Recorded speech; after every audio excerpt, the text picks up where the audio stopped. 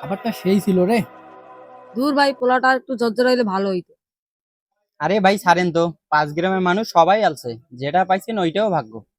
ভাই খাবারটা অনেক মজার ছিল তাই না? হ্যাঁ, মোটামুটি ভালোই ছিল। কিসের খাবার খাইলেন ভাই? 40 আর হ্যাঁ, আমার খালাতো ভাইয়ের। সকাল থেকে দেখলাম কত দামি দামি গাড়ি আসলো, অনেক লোকজন এসেছিল, 5 গ্রামের মানুষ পেট ভরে খেয়ে গেল, তাই না ভাই? আপনাদের বংশটা অনেক বড় তাই না ভাই? আর যে মানুষটা চলে গেল, ওনার তো বন্ধুর অভাব ছিল না। হ্যাঁ, অনেক বড় বংশ আমাদের, লোকজনের অভাব নাই। তাহলে ভাই আমাকে একটা প্রশ্নের উত্তর দেন, এত আত্মীয়, এত বড় বংশ, এত বন্ধু থাকা সত্ত্বেও লোকটি রক্তের অভাবে মারা গেল।